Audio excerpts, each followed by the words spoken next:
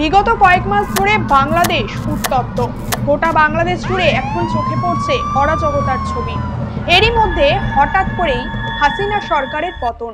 শেষমেশ বাংলাদেশের প্রধানমন্ত্রী শেখ হাসিনাকে পদত্যাগ করে দেশ ছেড়ে পালিয়ে যেতে হলো এবং এখন সেখানকার দৃশ্য ঠিক এই রকম।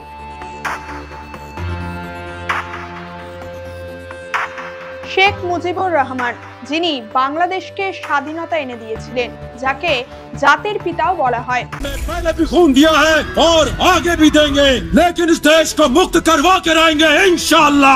আজ তারই মূর্তি ভাঙা হচ্ছে, তার মূর্তিতে জুতোর মালাও পরানো হচ্ছে। বাংলাদেশের রাস্তায় রাস্তায় অনেকে আবার তালিবানের পতাকা নিয়েও ঘোরাফেরা করছে। এরপর দেখা গেল শেখ হাসিনার বাড়িতেও হানা দিয়ে তার ঘর থেকে সমস্ত জিনিসপত্র চুরি করে নিয়ে যাওয়া হচ্ছে। কেউ বা আবার তার অন্তর্বাসের ছবি তুলে আনন্দের সঙ্গে সোশ্যাল মিডিয়ায় সেগুলো শেয়ারও করছে। বাংলাদেশের সংখ্যালঘু হিন্দুদের ওপর অত্যাচার করা হচ্ছে, তাদের বাড়িতে আগুন জ্বালিয়ে দেওয়া হচ্ছে কিংবা মন্দিরের মূর্তি ভেঙে ফেলা হচ্ছে। আর বেশ কিছু বুদ্ধিজীবীরা এটি দেখে বলছেন, এটা তো শুধুমাত্র একটা ছাত্র আন্দোলন। আপনার কি মনে হয়, এত কিছু ঘটার পরও কি এটা শুধুমাত্র একটি ছাত্র আন্দোলনে সীমাবদ্ধ রয়েছে, নাকি এর পিছনেও রয়েছে অন্য কোনো ষড়যন্ত্র? ছাত্র আন্দোলনের কাঁধে ভর দিয়ে আড়াল থেকে কারা এই ষড়যন্ত্রের তীর চালাচ্ছে, এর পরিণামই বা কি হতে চলেছে, বিস্তারিত আজ আলোচনা করব এই ভিডিওতে।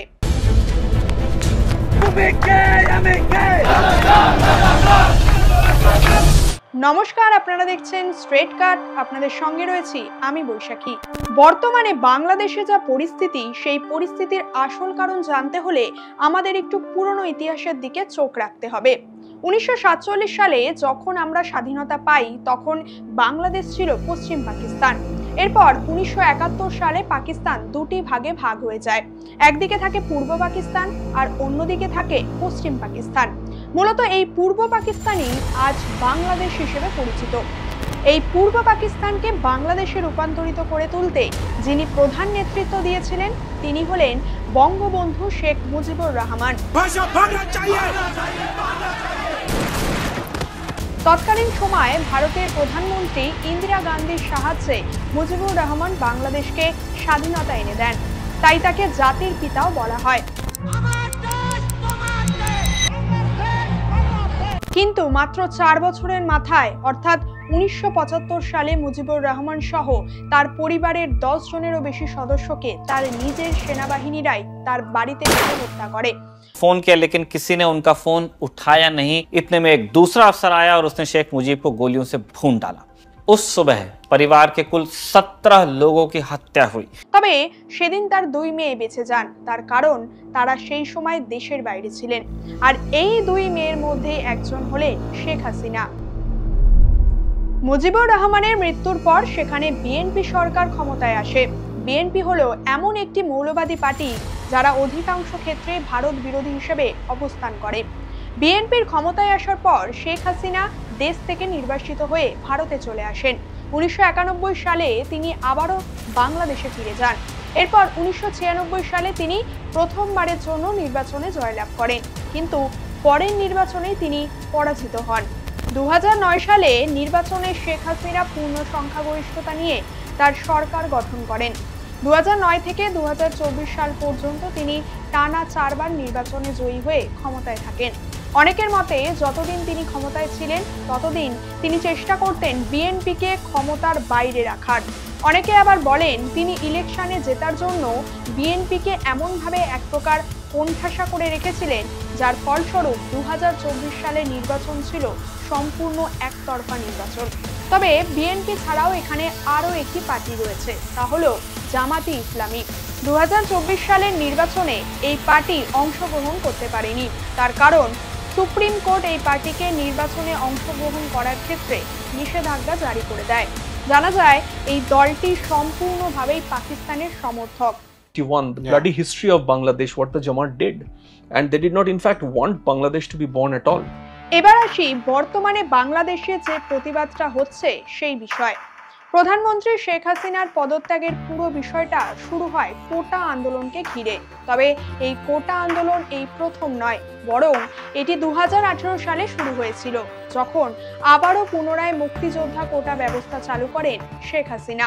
শেখ মুজিবুর রহমানের কন্যা শেখ হাসিনা চেয়েছিলেন তার বাবার ইচ্ছে পূরণ হোক, অর্থাৎ সেই সময় তার বাবার সঙ্গে যে সকল মুক্তিযোদ্ধারা দেশ স্বাধীন হওয়ার উদ্দেশ্যে লড়াই করেছিলেন, সেই সমস্ত মুক্তিযোদ্ধাদের যাতে সরকারি চাকরি এবং বিভিন্ন সুযোগ সুবিধার ক্ষেত্রে কোটার মাধ্যমে বিশেষ সুবিধা দেওয়া হোক। কিন্তু পরবর্তী সময় দেখা যায় অনেক মুক্তিযোদ্ধাই বেঁচে ছিলেন না, তাই ঠিক করা হয় তাদের ছেলেমেয়েরা এই কোটার সুযোগ সুবিধা পাবে। তবে পরবর্তী সময়ে দেখা যায় যে তাদের ছেলেমেয়েরা ছাড়াও এই কোটা ব্যবস্থার সুযোগ সুবিধা পেতে শুরু করে তাদেরই তৃতীয় প্রজন্ম, অর্থাৎ তাদের নাতি নাতনিরাও। আর এখানেই ঘটে ঘোর বিপত্তি। ছাত্ররা এর তীব্র বিরোধিতা করে বাংলাদেশের রাস্তায় রাস্তায় প্রতিবাদের আগুন জ্বালিয়ে তোলে। তবে সুপ্রিম কোর্টের রায় অনুযায়ী চলতি বছরের জুলাই মাসে কোটা সিস্টেমটাকে সংশোধন করে 56% কোটার জায়গায় মাত্র 7% কোটা করে দেওয়া হয়। এখানেই ধরে নেওয়া হয়েছিল যে এবার হয়তো আন্দোলন থেমে যাবে, শান্তিপূর্ণ হয়ে যাবে বাংলাদেশ, কিন্তু না, আন্দোলন আরো তীব্র আকার ধারণ করে এবং ছাত্ররা বেশ কিছু নতুন নতুন দাবিও রাখে। আন্দোলনের সময় যাদেরকে পুলিশ গ্রেফতার করেছে তাদের মুক্তি দিতে হবে, এরকমই আরো বিভিন্ন দাবি ছাত্ররা রাখে।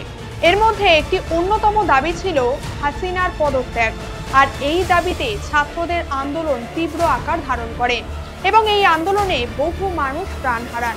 5ই আগস্ট সারা বাংলাদেশ জুড়ে আগুন জ্বলতে থাকে, যেই আগুন নেভাতে অপারগ ছিল হাসিনার সেনাবাহিনী। এই রকম পরিস্থিতিতে সেনাকর্তার তরফ থেকে হাসিনাকে সতর্ক করে দেওয়া হয় যাতে আক্রমণের আঁচ আসার আগে তিনি দেশ ছেড়ে তড়িঘড়ি অন্যত্র কোনো দেশে চলে যান এবং সেই মতো শেখ হাসিনা তৎক্ষণাৎ হেলিকপ্টারে চড়ে দেশ ছাড়েন এবং হিন্দন বিমানবন্দর গাজিয়াবাদের ভিতর দিয়ে তিনি ভারতে প্রবেশ করেন। এবার অনেকেই বলছেন যে এটা শুধুমাত্র ছাত্র আন্দোলন ছিল, ছাত্রদের প্রতিবাদে হাসিনা দেশ ছেড়ে পালাতে বাধ্য হয়েছেন। তবে এখানেই আবার উঠে আসছে নানান সন্দেহজনক প্রশ্ন। এটা যদি ছাত্র আন্দোলনই হয়ে থাকে, তাহলে চলতি বছরের জুলাই মাসে সুপ্রিম কোর্ট যখন রায়দান করে কোটা ব্যবস্থা সংশোধন করে দিল, তখন ছাত্র আন্দোলন থামলো না কেন? এরকমটা নয় তো, এখানে স্টুডেন্টরা পরিলক্ষিত মাত্র, তাদের পিছনে আসল কাজ করছে মৌলবাদী জামাত, যাদেরকে আবার কন্ট্রোল করছে সিআইএ। এরকমটা যদি না হতো তাহলে একবার ভেবে দেখুন তো, যিনি একটা সময় দেশকে স্বাধীনতা এনে দিয়েছিলেন, আজ তারই মূর্তি হাতুড়ি দিয়ে ভাঙা হচ্ছে, তার মূর্তিতে জুতোর মালা পরানো হচ্ছে, বঙ্গবন্ধুর মূর্তিকে নোংরাভাবে বিকৃত করা হচ্ছে। এমনকি শেখ হাসিনার পদত্যাগের পর সেখানকার লোকজন তালিবানদের পতাকা নিয়ে ঘুরছে। এর কারণ হিসেবে যে বিষয়গুলো সামনে উঠে আসছে তা হলো এই ছাত্র আন্দোলনকে সামনে রেখে পিছন থেকে আসল খেলাটি খেলছে অন্য কেউ। কে হতে পারে? এর মধ্যে হাসিনা সরকারের দল আওয়ামী লীগের প্রতিদ্বন্দ্বী পার্টি জামাতে ইসলাম এবং বিএনপি পার্টির অন্য কোনো ষড়যন্ত্র নেই তো? জামাতে ইসলাম আগাগোড়াই একটি মৌলবাদী পার্টি, যারা শুরু থেকেই কখনোই চাইতো না যে বাংলাদেশের কোনো রকম অস্তিত্ব থাকুক, আর তারা মুজিবুর রহমানকে ঘৃণার চোখেই দেখত এবং এটি বাংলাদেশের নিষিদ্ধ একটি দল। সুতরাং আওয়ামী লীগের ওপর তাদের যত ক্ষোভ ছিল, যত রাগ ছিল, এটাই ছিল মোক্ষম সুযোগ সেই ক্ষোভকে উগড়ে ফেলার। আর এই ছাত্র আন্দোলনই ছিল এই অপোজিশন পার্টিগুলির মূল হাতিয়ার, যার সাহায্যে তারা হাসিনা সরকারের পতন ঘটাতে পারল সহজেই। অন্যদিকে চলতি বছরের 7ই জানুয়ারি বাংলাদেশের নির্বাচন প্রক্রিয়া শুরু হয়, আর ঠিক এই নির্বাচনের সময় দেখা যায় আমেরিকা তাদের তরফ থেকে লোক পাঠায় বিএনপি পার্টির সঙ্গে দেখা করতে। তবে শুধুমাত্র আমেরিকা বাংলাদেশে এসে বিএনপির সঙ্গেই বৈঠক করেনি, বরং তারা জামাতে ইসলামের সাথেও মিটিং করে। আর এরই পরিপ্রেক্ষিতে শেখ হাসিনাও বলেন যে মার্কিন যুক্তরাষ্ট্র অর্থাৎ আমেরিকা চায় মায়ানমার, ভারত এবং বাংলাদেশ থেকে ছোট ছোট রাজ্য নিয়ে একটি খ্রিস্টান কান্ট্রি বা দেশ গড়ে তুলতে, এবং এখানে তারা একটি নৌ ঘাঁটিও তৈরি করতে চায়। Diplomats have been talking not just to the opposition but to Jamaat. To talk to BNP is one thing, to talk to the Jamaat is quite another. There are sanctions against army generals, constant pressure on the Hasina administration. So, I mean, the US hand has been there. overtly and covertly for a long. 2023 সালের 21শে June Sheikh Hasina প্রকাশ্যে বলেছিলেন USA অর্থাৎ মার্কিন যুক্তরাষ্ট্র বাংলাদেশে অবস্থিত Saint Martin দ্বীপটি দখল করতে চায় এবং সেখানে তারা তাদের নৌঘাঁটি গড়ে তুলতে চায়, কিন্তু হাসিনা কখনোই চান না তাদের প্রস্তাব মতো সেই দ্বীপটিকে তাদের কাছে বিক্রি করে দিতে। And she had said that that particular white Christian country is trying to carve out an independent country out of some parts of India, Bangladesh and Myanmar. কিন্তু বিরোধী দল বিএনপি সেই দ্বীপটিকে মার্কিন যুক্তরাষ্ট্র তথা আমেরিকার হাতে তুলে দিতে একেবারে প্রস্তুত। সুতরাং যদি কখনো বিএনপি পার্টি ক্ষমতায় আসে তাহলে সেই দ্বীপটি সহজেই মার্কিন যুক্তরাষ্ট্রের অধীনে চলে যাবে। তবে একথা মার্কিন যুক্তরাষ্ট্র অস্বীকার করলেও পরবর্তী সময়ে এমন বেশ কিছু ঘটনা সামনে আসে যা দেখে বোঝা সহজ হয়ে যায় এই ধরনের অভিযোগ কতটা যুক্তিযুক্ত। I'll tell you that there is in Dhaka and outside a lot of private universities which are actually fronts for Jamaat. Jamaat has infiltrated the system not just in Bangladesh but even outside. Their men and women are in international NGOs. They are in big news outlets. They have influencers. They have influencers in Bangladesh, outside Bangladesh, who help whip up sentiment against Hasina. See how fast it became. Absolutely. First, from asking for quota reforms, then a 9-point demand they had put out to a single demand, which is Hasina should step down. Yeah. So to say that it was a spontaneous student protest which suddenly led to people storming into Ganabhavan and Hasina having to flee overnight, I don't think it's that simple. এবার প্রশ্ন হচ্ছে এই দ্বীপটিকে নিজেদের অধীনে নেওয়ার জন্য কেন মার্কিন যুক্তরাষ্ট্র এতটা মরিয়া হয়ে উঠেছে? এর কারণ হিসেবে আমেরিকার মূল দুটি প্ল্যানের কথা জানা যাচ্ছে। প্ল্যান এ, বাংলাদেশের গদি থেকে শেখ হাসিনাকে সরিয়ে সেই জায়গায় এমন একটি সরকার স্থাপন করা যারা বাংলাদেশে অবস্থিত সেন্ট মার্টিন দ্বীপটিকে আমেরিকার হাতে তুলে দেবে এবং আমেরিকাও সেখানে সহজেই একটি নৌঘাঁটি বা সামরিক ভিত স্থাপন করতে পারবে। প্ল্যান বি, বাংলাদেশ এবং মায়ানমারের বেশ কিছু অংশ নিয়ে এখানে একটি নতুন খ্রিস্টান কান্ট্রি বা দেশ গঠন করা, যার মাধ্যমে বঙ্গোপসাগরে একটি দীর্ঘ বিস্তরযুক্ত সামরিক ভিত তৈরি করে শত্রুপক্ষ দেশগুলিকে কবজায় আনা কিংবা তাদের উপর নজরদারি রাখা সহজ হয়ে যায় আমেরিকার পক্ষে। আর তাদের এই প্ল্যান কখনোই কার্যকরী হচ্ছিল না যতক্ষণ না শেখ হাসিনা গদিচ্যুত হচ্ছেন। 1960 সালে যখন বাংলাদেশ পূর্ব পাকিস্তান নামে পরিচিত ছিল তখন সেখানকার প্রধান নেতৃত্ব ছিলেন আইয়ুব খান, যিনি কিনা আমেরিকাকে সেন্ট মার্টিন দ্বীপটি বিক্রি করে দিতে প্রস্তুত ছিলেন, কিন্তু বিক্রি করতে পারেননি। তবে বঙ্গবন্ধু মুজিবুর রহমানের মৃত্যুর পর 1977 সাল থেকে 1990 সাল পর্যন্ত বহুবার এমন ঘটনা সামনে আসে যেখানে দেখা যায় কখনো বিএনপি পার্টি এই দ্বীপটিকে বিক্রি করতে প্রস্তুত ছিল, কখনো বা বাংলাদেশের আর্মি সংগঠনও এই দ্বীপটিকে বিদেশি শক্তির কাছে বিক্রি করতে প্রস্তুত ছিল। কিন্তু এত কিছুর পরও মার্কিন যুক্তরাষ্ট্র এই দ্বীপটিকে তাদের দখলে করে নিতে পারেনি এবং শেখ হাসিনাও তার ক্ষমতাকালীন সময়ে এই দ্বীপের অধিকার বিদেশি দেশের নিয়ন্ত্রণে যেতে দেননি।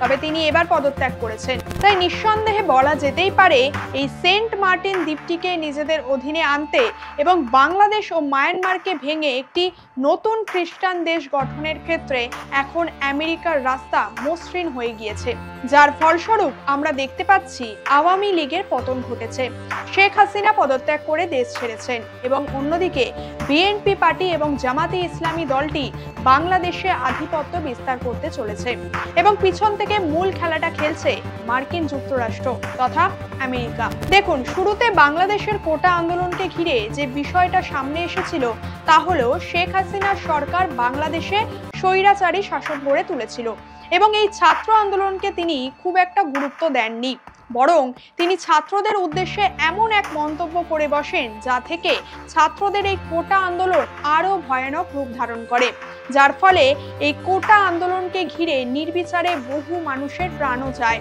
আন্দোলনকারী ছাত্রছাত্রীদের ওপর পুলিশ নির্মমভাবে গুলি চালায়, অত্যাচার চালায়, যা হাসিনা সরকারের মদতে হয়েছিল বলেই জানা যায়। তবে দেশ থেকে স্বৈরাচারী শাসনের অবসান ঘটাতে ছাত্র আন্দোলনকে সামনে রেখে বর্তমানে যেই অরাজকতার ছবি আমরা দেখতে পেলাম তা কি সত্যি কাম্য?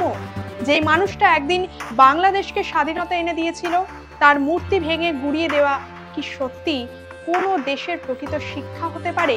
এ বিষয়ে আপনার কি মতামত? আপনার মতামত অবশ্যই কমেন্টের মাধ্যমে জানাবেন আমাদের। আর এই রকমই তথ্যভিত্তিক বিভিন্ন ভিডিও দেখতে অবশ্যই চোখ রাখতে ভুলবেন না স্ট্রেট কাটে। এই বিষয়ে বিস্তারিত জানতে ডেসক্রিপশনে দেওয়া লিংকে অবশ্যই ক্লিক করুন। এরকমই আরো তথ্যভিত্তিক ভিডিও দেখতে আমাদের চ্যানেলটিকে অবশ্যই সাবস্ক্রাইব করুন এবং পাশে থাকা বেল আইকনটি অল করে দিন।